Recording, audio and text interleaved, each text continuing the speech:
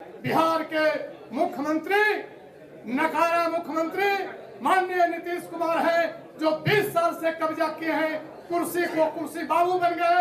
उनका यह गृह जिला है और उनके ही गृह विधानसभा क्षेत्र में इसके बाद एक जनसभा होने जा रहा है हरनौत बाजार में। वहां भी महती सभा को आदरणीय प्रशांत जी संबोधित करेंगे। इस जिला से जयघोष हो रहा है, जन स्वराज पार्टी का आप लोग जिंदाबाद कीजिए। जय बिहार, जय जय बिहार। मैं सीधा प्रशांत किशोर जी को देता हूं। धन्यवाद। बहुत बहुत धन्यवाद साथी केडी यादव जी, पूर्व विधायक, और मेरे सभी सहयोगी जो यहाँ मंच पर बैठे हुए हैं। आप सभी पत्रकार बंधुओं का यहाँ पर सभागृह में स्वागत है।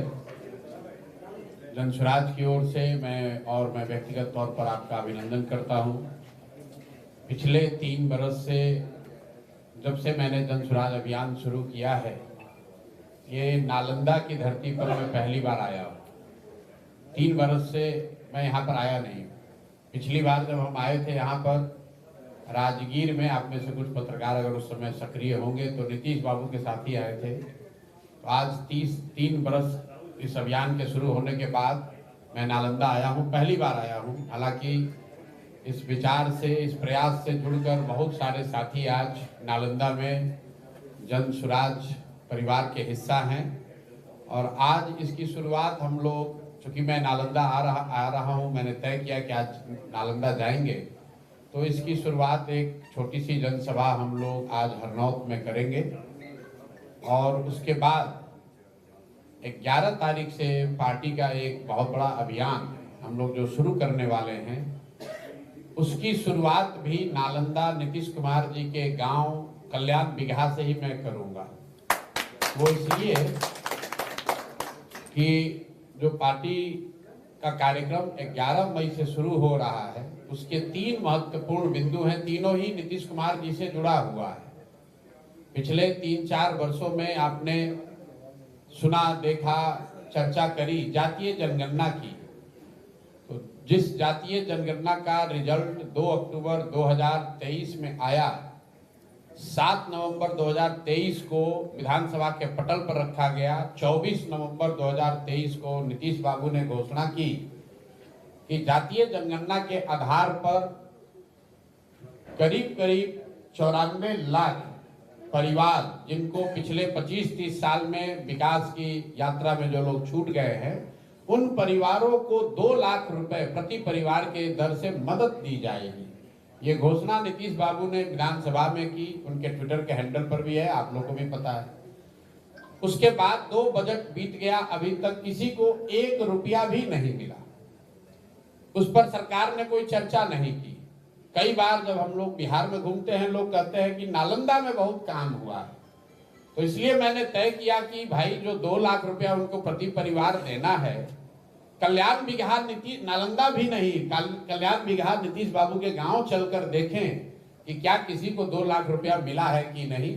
तो 11 मई को मैं आऊंगा और कल्याण बिगहा से इसकी शुरुआत करूंगा।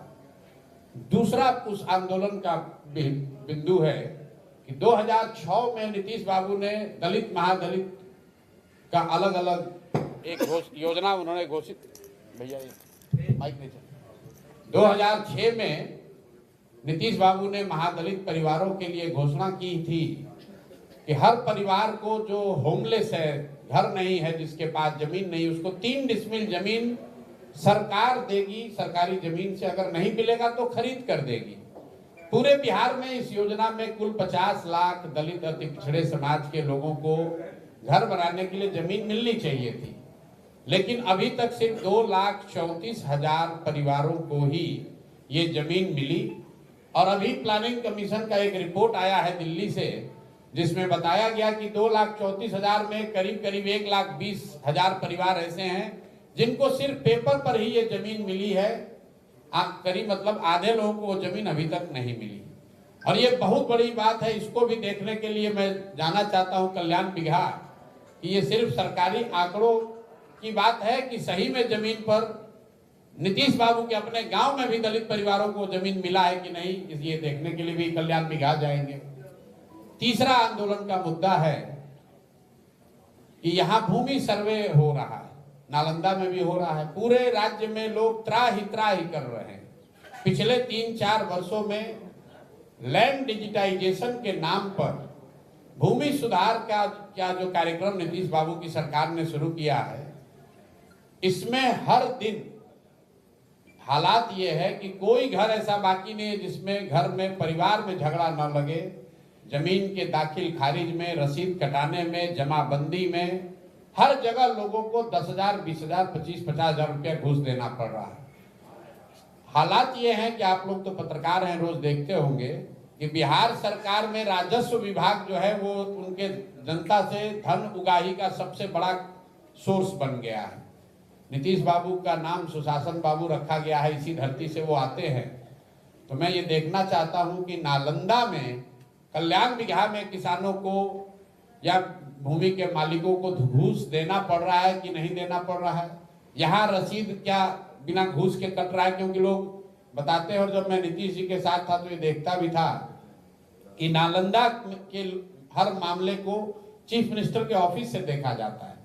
तो अगर नालंदा में ये 3 बात सही पाई गई तो आप समझ सकते हैं कि बिहार के दूसरे हिस्सों की क्या हालत होगी। तो 11 तारीख को पार्टी के इस कार्यक्रम का हस्ताक्षर अभियान हम लोग शुरू कर रहे हैं, जिनमें ये 3 बिंदुओं को हम लोग कवर करेंगे कि जिन 94 लाख परिवारों को 2-2 लाख रुपया आपने कहा था जातीय जनगणना कराकर, उनको अभी तक 1 रुपया मिला कि नहीं मिला, या फिर जैसे मोदी जी का 15 लाख रुपया हर परिवार को देने का वादा जुमला साबित हुआ। आप भी ये मान लीजिए कि बिहार में भी आपने ये जुमला ही फेंका था। दूसरी बात, जिन महादलितों ने आपको आज 18-20 साल से मुख्यमंत्री के कुर्सी पर बैठाया है, कम से कम आपके गांव के महादलितों को वो जमीन मिली है कि नहीं, नालंदा में उन लोगों को जमीन मिली है कि नहीं, ये देखने आएंगे। और तीसरी बात जो मैंने आपको बताया कि पूरा बिहार ये भूमि सर्वेक्षण के नाम पर, भूमि सर्वे के नाम पर जो धन उगाही हो रही है, क्या नालंदा कल्याण बिगहा उससे अछूता है, हरनौत उससे अछूता है, अस्थावा में वहां नहीं हो रहा है, ये देखने के लिए भी 11 को आऊंगा। और आज इसलिए आए हैं कि चूंकि जैसा मैंने बताया 3 बरस से यहाँ आए नहीं थे, साथ ही यहाँ रात दिन मेहनत करके जन सुराज की सोच को घर घर पहुंचाने में लगे हैं। तो ये मेरी भी जिम्मेवारी है कि हम आकर अपना कंधा उसमें लगाएं। इसी के तहत हम यहाँ आए हैं। अभी हरनौत में एक छोटी सभा करेंगे, उसके बाद मुझे आगे सिरघाटी जाना है। अब आपके जो सवाल हैं आप सवाल कर सकते हैं। बहुत बहुत धन्यवाद। आपके मित्र हैं अभी बोले कि निकम्मा मैंने नीतीश कुमार को, तो 2005 के पहले जो सरकार चलती थी और चलाने वाले को क्या संबोधित करेंगे? देखिए, शब्द तो उनके हैं, मैं उस तरह के शब्द प्रयोग के पक्ष में नहीं हूँ। हर आदमी का बोलने का अपना तरीका है। अब मैं बोलूंगा, विधायक जी अगर खुद बोलना चाहे। जहां तक आपने कहा कि 2005 से पहले की सरकार को क्या कहेंगे, बिल्कुल उसको तो हमें आपको कहने की जरूरत नहीं है। कोर्ट ने, बिहार की जनता ने उसको जंगल राज बताया। वो जंगल राज था लालू और उनके परिवार का, उनके गुंडों का, उनके बदमाशों का, रंगदारों का। वो गुंडा राज था, जंगल राज था। ये बात तो कोर्ट ने कहा, ये बात बिहार की जनता ने पिछले 2005 से 20 वर्षों से ये दिखाया है। लेकिन वो राज बहुत खराब था, इसलिए अब कम खराब वाला अच्छा है, ये भी बात ठीक नहीं। नीतीश बाबू ने, जनता ने लालू जी के जंगल राज को नकारा, तभी तो नीतीश जी को मुख्यमंत्री बनाया।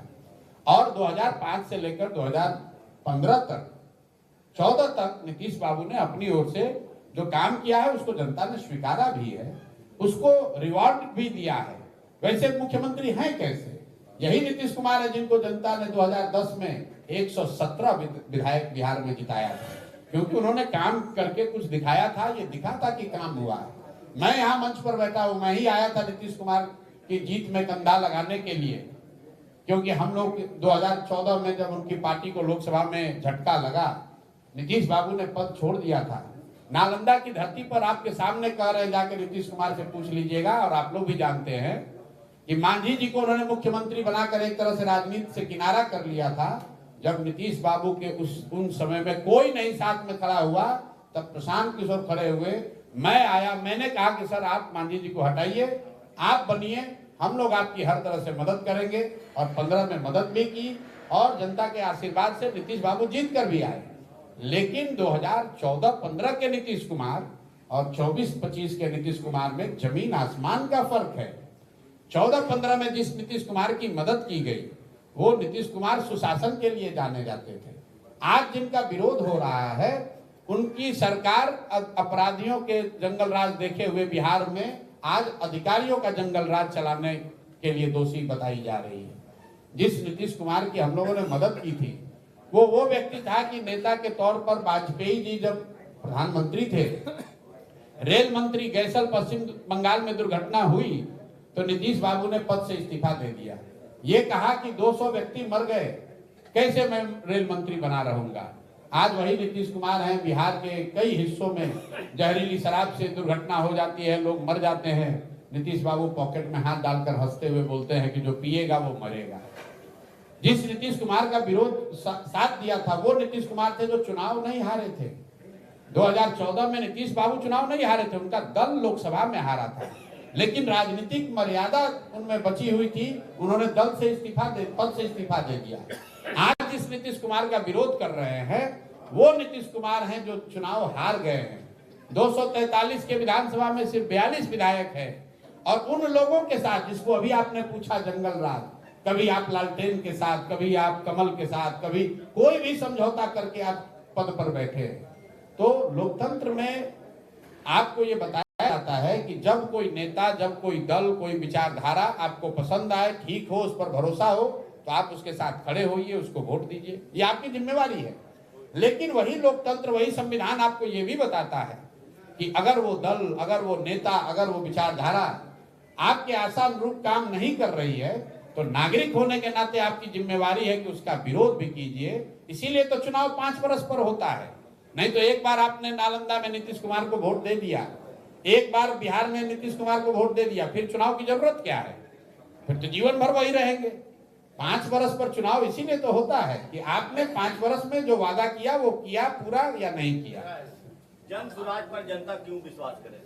जन सुराज पर जनता बिल्कुल विश्वास न करे, क्योंकि अगर मुझे मान लीजिए कि कुछ गलत करना है तो मैं कैमरे पर ये थोड़ी कहूंगा कि मैं आपके साथ धोखा करने वाला हूं। तो मैं तो मन से कहता हूं, आप मेरे भाषणों को सुनेंगे तो मैं तो मन से कहता हूं कि आप बिल्कुल प्रशांत किशोर पर भरोसा मत कीजिए, क्योंकि जो पहले के नेता हैं, चुनाव से पहले तो हर आदमी अच्छा ही बोलता है। हम लोग ये नहीं कहते हैं कि आप हम पर भरोसा कीजिए, हमको वोट दीजिए, हम आएंगे, हम सुधार देंगे। हम तो जनसुराज में लोगों को ये बता रहे हैं कि आप अपने बच्चों के लिए सजग होइए, ठीक से वोट दीजिए, जिसको देना है दे दीजिए। अभी हरनौत में भी यही कहेंगे, वोट जिसको देना है दीजिए, लेकिन वोट अपने बच्चों के लिए दीजिए, अपने बच्चों के रोजगार और पढ़ाई के लिए दीजिए। अब लोगों का ये सवाल हो सकता है कि भाई लोगों के बच्चों के पढ़ाई रोजगार देने से क्या होगा? बिल्कुल होगा। लोकतंत्र का यही चीज, यही बीज जो है, यही तो पिछले 3 साल से सिखा रहे हैं। जब लोगों ने बिहार में यहां पर 5 किलो अनाज के लिए वोट दिया है मोदी जी को, तो कितना भी शासन व्यवस्था खराब है, 4 किलो अनाज लोगों को मिल रहा है। आपने हमने मंदिर के लिए वोट दिया तो अयोध्या में मंदिर बना है। आपने हमने बिजली और सड़क के लिए वोट दिया नीतीश कुमार को, तो देखिए बिजली सड़क आई है, बिजली जल रही है। लालू जी के राज में बिजली 10-10 दिन नहीं आता था। जब लोगों ने यहाँ सिलेंडर के लिए मोदी जी को वोट दिया तो सिलेंडर का दाम भले 1000 हो गया हो, लेकिन सिलेंडर घर घर बटा है। लोगों ने जाति के नाम पर वोट दिया तो जाति की बात और जाति की गणना पूरे बिहार में देश में सबसे पहले कराई गई है। लोगों ने गुजरात में विकास की कहानी को सुनकर वोट दिया तो गुजरात में कहानी हो रही है, विकास हो रहा है। और नालंदा से, बिहार शरीफ से, पूरे बिहार से बच्चे जाकर गुजरात में नौकरी मजदूरी कर रहे हैं। ये लोकतंत्र का मूल बात है, समझिए। आप वोट किसको देते हैं इसका इतना महत्व नहीं है, महत्व इस बात का है कि वोट किस बात के लिए देते हैं। तो हम लोग ये कह रहे हैं भाई वोट जिसको देना है दो, लेकिन वोट अपने बच्चों के लिए दो, उसके पढ़ाई और रोजगार के लिए दो, तभी सुधार होगा। अशोक चौधरी ने कहा है कि आपके ऊपर मानहानि का मुकदमा करेंगे क्योंकि आपने गलत बयान। अरे भाई ऐसा है ना, ये हमको मानहानि और मुकदमा और FIR से डराने वाला यहाँ कोई अभी पैदा हुआ नहीं है। जिनका आप नाम ले रहे हैं, जितनी बार चाहे उतनी बार मानहानि कर दे, जाके FIR कर ले। ये लोग सरकार में बैठे हुए, आपको प्रशांत किशोर किससे डरने वाला दिखता है? हम कोई बालू माफिया हैं, हम शराब का धंधा करते हैं, किसी सरकारी पद पर हैं, डंके की चोट पर 3 बरस से बिहार में अभियान चला रहे हैं और आपके सामने अभी आए हैं। देख लीजिए, एक हवलदार भी हमारे साथ नहीं है। जिस बिहार में मुखिया बनने के बाद लोग 4 को गनमैन लेकर घूमता है सुरक्षा के नाम पर, उसी बिहार में 3 बरस से पैदल चल रहे हैं और आज तक एक सिपाही भी नहीं लिया हमने और हमको एक कुत्ता भी नहीं काटा। हम किसी से डरने वाले हैं? गांधी मैदान से इसी सरकार ने हमको गिरफ्तार करने के लिए रात के अंधेरे में उठा लिया। 20 थाने के लोग मिलकर हमको अरेस्ट करने गए, कोर्ट में लेकर गया। क्या हुआ? उसी दिन डर के मारे छोड़ भी दिया। जब हमने गलती नहीं की है, कोई बिहार में खड़ा होकर नहीं कह सकता है कि प्रशांत किशोर ने 1 रुपया भी किसी से लिया हो। कोई नहीं कह सकता है कि हमने कुछ गलत किया हो। कोई नहीं कह सकता है कि हम जाकर किसी को गाली गलौज कर रहे हैं। हम सही बात आप बता रहे हैं। हमने बीपीएससी के बारे में कहा कि बीपीएससी से नौकरी बेची जा रही है, कहा वो लोग भी मानहानि का मुकदमा कर देंगे, नोटिस भेजा, कर दो मानहानि का। कर हिम्मत हुआ करने का? कौन नहीं जानता है कि यहाँ सरकारी नौकरी बिकती है? ये कहने पर मानहानि का मुकदमा होने लगे तो जितने पत्रकार आप लोग हैं सब पर मानहानि का मुकदमा हो जाएगा। एक मिनट सर, एक पीछे बोला। आप इस बात पे कायम है कि अशोक चौधरी की बेटी को पैसे देकर के टिकट मिला? ये भैया पूरे बिहार में सरेआम चर्चा है। ये प्रशांत किशोर को करने की जरूरत नहीं है। बिहार में गांव-गांव में भ्रष्टाचार है, जमीन के सर्वे में पैसा लिया गया। अब हम ये चर्चा आम है।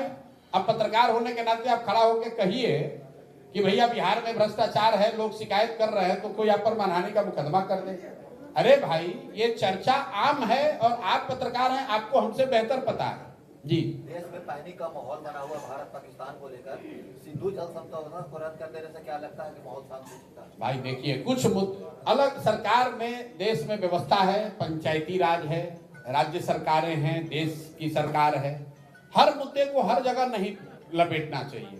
राष्ट्रीय सुरक्षा, विदेश नीति, ये केंद्र सरकार का मामला है। अभी 6 महीना पहले, साल भर पहले चुनाव हुआ है। देश की जनता ने एक व्यवस्था बनाई है, किसी को केंद्र में बैठाया है। अब देश पर जो भी अगर कोई, भगवान ना करे, कोई संकट आता है, कोई परिस्थिति बनती है, तो केंद्र की सरकार, पार्लियामेंट में बैठे हुए पक्ष विपक्ष के लोग, सब लोग बैठ के जो निर्णय लेंगे, देश की जनता उसके साथ खड़ी रहेगी।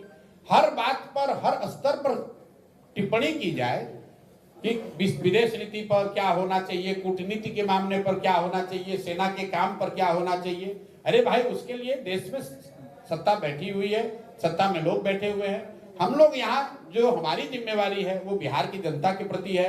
हम आज नालंदा हरनौत में आए हैं तो वो देखने आए हैं। हमारे विदेश नीति पर टिप्पणी करने से क्या होगा? निश्चित तौर पर जो घटना हुई है, देश भर में उसकी भर्त्सना हो रही है, हम लोग भी उसको निंदनीय मानते हैं, कहते हैं बिल्कुल गलत है। निहत्थे आदमी को आप मारिएगा और ये दिखाता है कि आतंक और आतंकवादी, ये सिर्फ राजनीतिक नारों से इनका खात्मा होने वाला नहीं है। पिछले 2-3 वर्षों से देश में एक माहौल बन रहा था, कुछ बनाने की कोशिश भी की गई थी कि भाई आतंकवादी यहाँ बिल्कुल खत्म हो गए, आतंक खत्म हो गया। लेकिन पहलगांव में हुई घटना ने ये दिखाया कि नहीं, ये अभी मामला खत्म नहीं हुआ है, ये लोग इतना सुधरने वाले नहीं है। और खासकर जिस तरह की व्यवस्था पाकिस्तान में है, वहां पर कहीं ना कहीं वहां से खुराफात होता ही रहेगा। इनको समुचित जवाब मिलना चाहिए। अब जवाब देने का तरीका क्या होगा, उसके लिए हम लोग की सरकार है, देश की जनता सरकार के साथ, पक्ष विपक्ष सबके साथ खड़ा है। इस पर कोई बहुत टिप्पणी, विवाद का कोई वजह है नहीं। सर, क्या भविष्य में किसी दूसरे पार्टी के साथ नीतीश कुमार करीबी थे तो उनसे दूर? नीतीश कुमार से जितने करीबी हम पहले थे उतने ही करीबी आज भी हैं। लेकिन मैंने आपको पहले बताया कि 14-15 में नीतीश कुमार जो बिहार को सुधारने के प्रयास में लगे थे, और ऐसा हम लोग को बिहार के होने के नाते दिख रहा था कि बिहार में सुधार हो रहा है, तो उनकी मदद कर रहे थे। आज लग रहा है कि नीतीश बाबू की वो हालत नहीं है, शारीरिक मानसिक तौर पर भी वो इस तरह से अब नहीं दिख रहा है कि वो बिहार का नेतृत्व कर सकें। और अगल बगल के उनके लोग, सारे अफसर, सारे अगल बगल के मंत्री वो लूट मचा रहे हैं। वरना आप लोग तो खुद नालंदा के पत्रकार हैं। नीतीश कुमार जी की जो पहले आभा थी, जो उनका एक इकबाल था, जो एक राजनीतिक काम करने का तरीका था, उसमें और पहले और आज में बहुत फर्क है। अब तो कोई पूछ ही नहीं रहा, कोई देख ही नहीं रहा। जिसको जहां मन है सोच रहा है कि अब तो नीतीश बाबू 4-5 महीने के लिए है, लूट सको तो लूट, गंगा में पानी बह रहा है, जितना जिसको मन हो रहा है लूट रहा है। है। बिहार में पुलिस वाले सुरक्षित नहीं है, बिहार में खाने में घुसकर शराब तस्करों को चुराने की कोशिश की गई है। बीजेपी के नेता अब देखिए, आपने ये बार बार साथी पूछ रहे हैं कि क्यों नीतीश जी का विरोध हो रहा है। यही नीतीश कुमार हैं जिनको लॉ एंड ऑर्डर के नाम पर जनता लेकर आई थी, और आज लॉ एंड ऑर्डर की हालत ये है, गांव में तो लोग भ्रष्टाचार का आलम ये है कि लोग कह रहे हैं कि भैया इससे बढ़िया तो लालू का राज था। यहाँ तक स्थिति आ गई है कि हम लोग पैदल चलते हैं तो लोग बताते हैं भैया लालू का बहुत खराब था, लेकिन कुछ स्थिति तो उससे भी बदतर हो गई है। तो ये दुर्भाग्य है, और लॉ एंड ऑर्डर जो है, मैं फिर वही कहूंगा कि कहीं ना कहीं सरकार का इकबाल खत्म हो गया, क्योंकि नीतीश जी की शारीरिक मानसिक स्थिति ऐसी नहीं है कि वो बिल्कुल सरकार उनके कंट्रोल में हो। अगल बगल के लोग, जो व्यवस्था पहले से बनी हुई है, बिना ड्राइवर के गाड़ी कैसे चलेगा, या अगर ड्राइवर आधा सो रहा है तो गाड़ी कैसे चलेगी, कभी दाएं चलेगी कभी बाएं चलेगी, उसमें एक्सीडेंट होने का खतरा बना रहेगा। विपक्ष कर रहा है, इतना खर्चा प्रशांत किशोर कहाँ से कर रहे हैं? बीजेपी फंडिंग कर रही है क्या? तो भैया यहाँ आपने कहा विपक्ष, यहाँ बीजेपी वाले तो पक्ष में ही हैं। तो ऐसा है कि अगर बीजेपी हमको फंडिंग करी तब तो नीतीश बाबू को बहुत सावधान होना चाहिए, क्योंकि बीजेपी वाले तो उन्हीं के साथ बैठे हुए हैं सरकार में। तो मतलब बीजेपी वाले पैसा देकर हमको अपने खिलाफ खड़ा कर दिए हैं। आप लोग नीतीश कुमार के खिलाफ खड़ा कर दिए हैं। तो भाई 243 सीट पर लड़ेंगे तो उसमें भाजपा एक भी सीट नहीं लड़ेगी इस बार चुनाव। आप एक मिनट रुकिए। इन्होंने कहा कि भाजपा वाले इनको फंडिंग दे रहे हैं, तो भाजपा वाले तो हम सब आज तक तो लोग यही बताता है कि बड़ा समझदार लोग हैं राजनीतिक तौर पर। इतना समझदार हो गया कि अपना पैसा देकर अपने कैंडिडेट के खिलाफ प्रशांत किशोर को खड़ा कराएगा। हम कोई चिराग पासवान की तरह ये नहीं न कह रहे हैं कि हम खाली जदयू खिलाफ लड़ेंगे। हम तो 243 पर लड़ेंगे, उसमें 100 सीट भाजपा भी लड़ेगी। तो वो 100 सीट पर भाजपा चुनाव हारना चाहती है। और इतना तो आप लोग मान रहे हैं ना कि भाई, जो मेरा सबसे भारी आलोचक भी होगा कि अगर जन स्वराज का कोई उम्मीदवार खड़ा हो गया समीकरण के हिसाब से, जिस समीकरण की लोग यहाँ बिहार में बात करते हैं, तो जिसके खिलाफ वो समीकरण गया वो तो हर करेगा। 5-7 हजार 10,000 वोट भी अगर जन स्वराज के कैंडिडेट ने ले लिया तो समीकरण वाला तो चुनाव हार ही जाएंगे लोग। लेकिन लोग चिंता में है कि सर आप करोड़ों की गाड़ियों में शौचालय जाते हैं, इतना पैसा प्रशांत किशोर लाता कहाँ से? ठीक बात है, करोड़। पहली बात तो भाई, जो जिसकी गाड़ी है उनका नाम उदय सिंह है, उन्होंने कैमरे पर यूट्यूबर को ही एक बताया, ज्ञानेश्वर जी को आपने देखा भी होगा, कि जो भी आदमी खरीदना चाहता है गाड़ी 9 लाख रुपया में उपलब्ध है। अभी थाने में बंद है, नीतीश कुमार की सरकार ने उस गाड़ी को जब्त किया हुआ है, वो भी कोर्ट से कल रिलीज का ऑर्डर हो गया। करोड़ों की गाड़ी। नीतीश बाबू यहाँ आते हैं किस चीज पर आते हैं? पैदल आते हैं। तेजस्वी बाबू, सुनिए ना, तेजस्वी बाबू जिस रथ पर चलते हैं उसका दाम पता है? दाम पता है? कभी पूछे हो? नहीं पूछे है ना। हमसे पूछ रहे हैं कि प्रशांत किशोर के पास पैसा कहाँ से आता है। बिल्कुल बताते हैं कहाँ से आता है। हम तो एमएलए नहीं ना है, एमपी नहीं ना है, बिहार सरकार में मंत्री, केंद्र सरकार में मंत्री नहीं है। बिहार में मेरा कोई उद्योग धंधा बिजनेस व्यापार नहीं है। बाबूजी हमारे टाटा बिरला नहीं थे, नेता मंत्री नहीं थे, तो वहां से तो पैसा नहीं आता है। पैसा आता है, 1 लाख बार बताया, सरस्वती से। हिंदू धर्म को मानते हैं? हिंदू है, तो उसमें बताया जाता है कि बेटा पढ़ो, सरस्वती की कृपा होगी तो लक्ष्मी अपने आप आएंगे। ठीक है ना। तो जिस नालंदा के बेटा को आप लोगों ने, बिहार की जनता ने राजा बनाया है, उनका जब गाड़ी फंसा तो इसी प्रशांत किशोर से आए सलाह मांगने। तो जिसको सरस्वती की कृपा है उसको लक्ष्मी की कमी हो नहीं सकती। हम नहीं बता रहे, ये सनातन धर्म बताता है, शाश्वत सत्य है ये। तो हम लोग सरस्वती के उपासक हैं। पढ़ा लिखा व्यक्ति है, अपनी बुद्धि से, अपनी ताकत से, अपनी पराक्रम परिश्रम से जिसको सलाह दिया, जिसको मदद की, देश में इतने लोगों को मदद की है, अब उनसे कह रहे भाई हमको मदद करो। क्यों करो? इसलिए करो कि ताकि बिहार का गरीब से गरीब व्यक्ति भी अगर चुनाव लड़ना चाहता है तो उसको किसी बालू माफिया, शराब माफिया से पैसा न लेना पड़े। आपका एजेंडा क्या होगा? आपका एजेंडा क्या होगा? एजेंडा है बिहार का सुधार, एजेंडा है बिहार में शिक्षा और रोजगार, एजेंडा है पलायन पर रोक। अभी मधुबनी में प्रधानमंत्री आए, आप लोग भाषण कम सुने कि नहीं हमको नहीं मालूम है, उनका भाषण जरा सुनिए। कह रहे हैं कि धोलेरा से बॉम्बे में जो फैक्ट्री लग रही है वहां पर जाने वाले श्रमिक परिवारों के लिए एक नई ट्रेन की व्यवस्था बिहार में की जा रही है। मतलब फैक्ट्री लगेगा धौलेरा में, गुजरात में, महाराष्ट्र में, और लेबर को ले जाने के लिए हम लोग ताली बजा रहे हैं। हम लोग की स्थिति देखिए बिहार के लोगों की, कि हम लोग को ट्रेन मिला है। क्यों? कि यहाँ से श्रमिक परिवारों को जाने के लिए ट्रेन दिए हैं। अरे भाई, जब अंग्रेज भी तो यही करता था। अंग्रेज भी पहले देश से लंदन तक चलाता था पानी वाला जहाज, उस पर मजदूर भरकर लोग जाते थे। तो मतलब फैक्ट्री लगेगा गुजरात महाराष्ट्र में, और प्रधानमंत्री आकर कह रहे हैं कि श्रमिकों को जाने के लिए ट्रेन दिया जाएगा बिहार में। वाह रे भाई वाह। एक मिनट रुको भाई, इसको समझिए, इस बात को समझिए। बिहार के होने के नाते हम भी देश दुनिया घूमे हुए हैं। क्यों बिहार में भाई उसी सभा में मधुबनी में कह देते कि भाई चीनी फैक्ट्री बिहार में 4 लगाई जा रही है। मोदी जी देश के प्रधानमंत्री हैं, प्रधानमंत्री गुजरात के भी, प्रधानमंत्री बिहार के भी। गुजरात जब वो जाते हैं तो गिफ्ट सिटी की बात करते हैं, फैक्ट्रियों की बात करते हैं, इन्वेस्टमेंट समिट की बात करते हैं, वहां की तरक्की की बात करते हैं। और बिहार आ रहे हैं तो क्या कर रहे हैं? मखाना बोर्ड, श्रमिक ट्रेन, 5 किलो अनाज, हिंदू मुसलमान। अरे भाई, ये दोष मोदी जी का नहीं है, ये दोष बिहार के लोगों का, हमारा, आपका है। हम लोगों ने अपना भाव इतना कम कर लिया है कि भैया 5 किलो अनाज दो, हम तुमको बोरा में भर के वोट देते रहेंगे। गुजरात के लोग भी 5 किलो, आप मोदी जी का कोई स्पीच हमको सुना दीजिए गुजरात में, जहां कि वो ये कह रहे हो कि 5 किलो अनाज मिल रहा है कि नहीं मिल रहा है। गुजरात में जाकर अगर मोदी जी ये कह दे कि यहां से गुजरात के श्रमिक परिवारों को बिहार जाने के लिए ट्रेन चलाया जाएगा, आपको लिख के दे देते हैं, एक आदमी वहां वोट नहीं देगा। ये मामूली गलत बात है। आप ये कह रहे हैं कि बिहार के श्रमिक परिवारों को गुजरात और बॉम्बे जाने के लिए ट्रेन देंगे।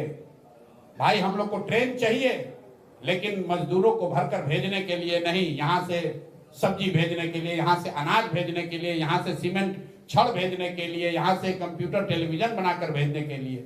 अगर यहाँ से मोदी जी ने घोषणा की होती कि यहाँ से अब भैया एक रेफ्रिजरेटेड ट्रेन चलेगा जिसमें बिहार के किसान सब्जी भेजेंगे दिल्ली बॉम्बे, तब ना हम लोग मानते। आप कह रहे हैं कि श्रमिकों के, ये उनके वक्तव्य है, मेरा नहीं है, देख लीजिए जाके वीडियो में।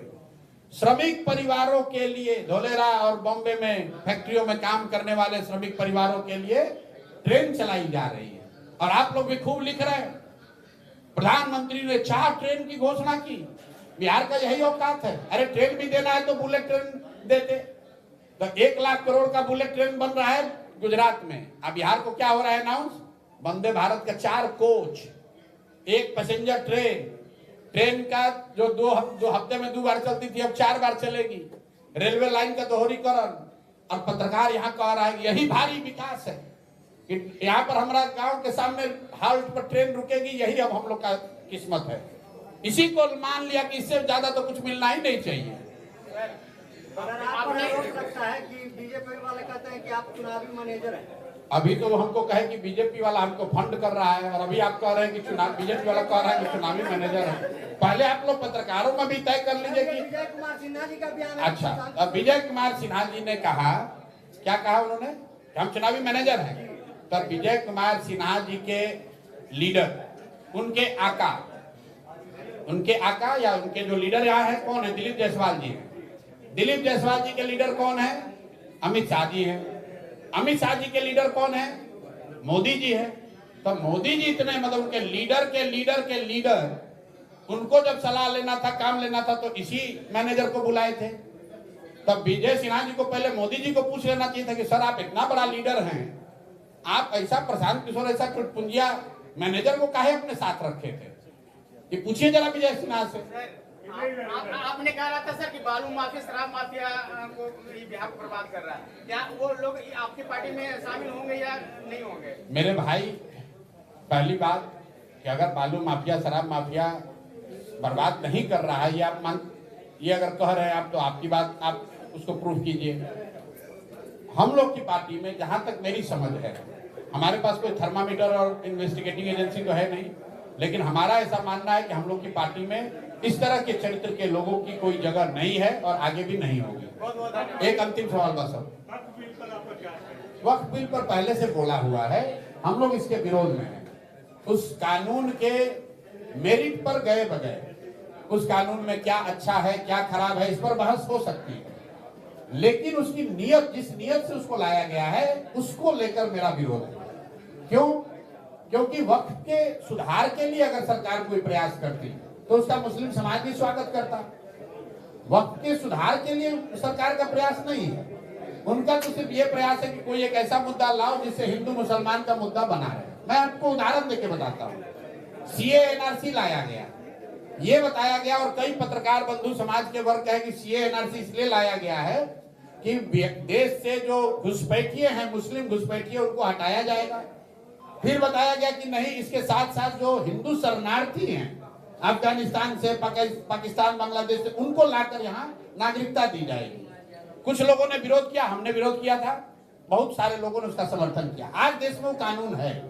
आप लोग जरा बीजेपी वालों से पूछिए, अरे भाई हिंदू शरणार्थियों को तुम मदद करने वाले थे, सीए एनआरसी आने के बाद कितने हिंदुओं को अफगानिस्तान से, बांग्लादेश से, पाकिस्तान से लाकर सीए एनआरसी में नागरिकता दी गई है? क्या आपने प्रधानमंत्री या अमित शाह जी के मुंह से ये चर्चा सुनी? क्या यहाँ के जो उप मुख्यमंत्री दूदू को बैठा हुआ कभी बोला ये बात? भाई सीए एनआरसी किसी हिंदू की मदद के लिए नहीं लाया गया था, वो बंगाल में चुनाव को पोलराइज करके जो बांग्लादेश से आए हुए हिंदू 1.5 करोड़ हैं उनका वोट लेने का एक सगुफा था, हिंदू मुसलमान को आपस में लड़ाने का तरीका था।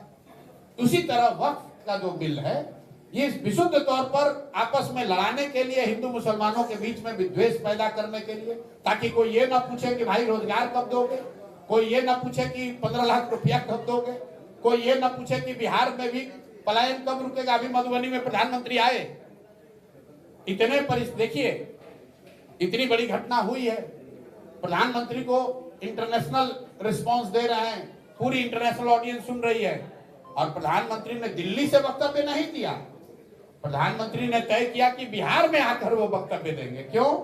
क्योंकि चुनाव बिहार में है। भाई वक्तव्य जरूरी है, उसकी महत्ता जरूरी है, वक्तव्य में क्या कहा जा रहा है ये जरूरी है कि वो मधुबनी से कहा जा रहा है कि दिल्ली से कहा जा रहा है ये जरूरी है। होना तो ये चाहिए कि दिल्ली से प्रधानमंत्री ने घोषणा की होती कि भाई हम लोग क्या करने वाले हैं, लेकिन वो आकर कहेंगे मधुबनी से। क्यों? क्योंकि बिहार में चुनाव है। उसी दिन कानपुर का प्रोग्राम प्रधानमंत्री ने कैंसिल किया है, लेकिन मधुबनी में आएंगे। मधुबनी में आए, स्वागत है। बिहार की गरीब जनता को कुछ दिया या नहीं दिया, आपके हमारे पैसा से लोगों को बुलाकर, भीड़ जुटाकर, और हम लोग को बता रहे हैं कि बिहार के श्रमिकों के परिवार के बच्चों को गुजरात और महाराष्ट्र जाने के लिए ट्रेन दिया जा रहा है। इस बात का विरोध हो रहा है।